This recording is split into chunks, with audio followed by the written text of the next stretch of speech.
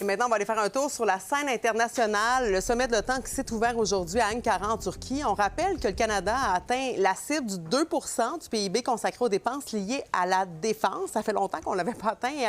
Et il y a justement Mark Carney qui enchaîne les rencontres. Et on voit qu'il y a un rapprochement là, avec l'Allemagne. Oui, l'Allemagne qui est quand même le plus grand partenaire commercial du Canada dans l'Union européenne. Et donc, le Canada, hier, qui a annoncé avoir choisi une entreprise allemande pour construire justement sa nouvelle flotte de sous-marins. Hein. Et donc, le Premier ministre qui s'est aussi assis aujourd'hui avec le Pays-Bas, la Norvège et l'Ukraine. Avec l'Ukraine, le Canada réitère son soutien. Puis évidemment, Mark Carney qui a rencontré le président turc Recep Tayyip Erdogan.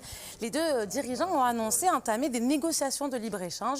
Il y avait également Donald Trump et Emmanuel Macron qui étaient présents. Alors ça, c'est pour ce qui est des rencontres, mais on n'oublie pas les objectifs canadiens, hein, sachant que le Canada recevra la Banque de la Défense. Et donc le ministre canadien de la Défense est plutôt satisfait des réalisations du pays. To continue showing to our NATO partners that we are moving forward. We are making significant investments. We've just chosen the submarines.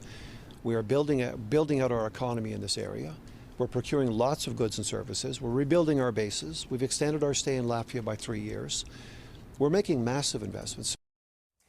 Et en France, maintenant, la chef du Rassemblement national, Marine Le Pen, qui a été condamnée en appel pour détournement de fonds. Est-ce qu'elle sera quand même candidate à l'élection présidentielle?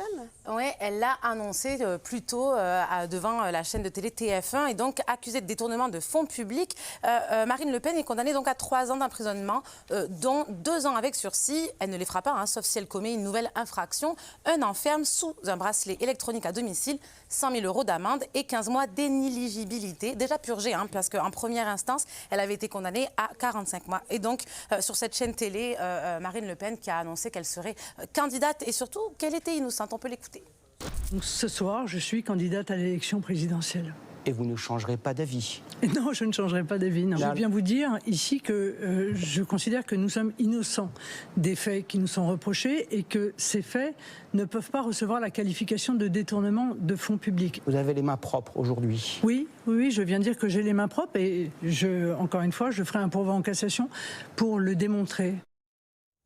Donc elle va se pourvoir en cassation, c'est ce qu'elle dit. Je t'évite la lourdeur judiciaire, hein, mais grosso modo, ça va mettre en pause cette décision dans le but à terme de la faire annuler. Ça, c'est historique. Je rappellerai que cette accusation-là de détournement de fonds, en fait, c'est que ça a duré 12 ans, tout ça. On parle de 2,8 millions de dollars, soit 4,6 millions de dollars canadiens, pardon, donc euros, dollars canadiens. Mais quand même, une candidate avec un bracelet électronique, ça frappe l'imaginaire. Oui, historique. Merci Lila.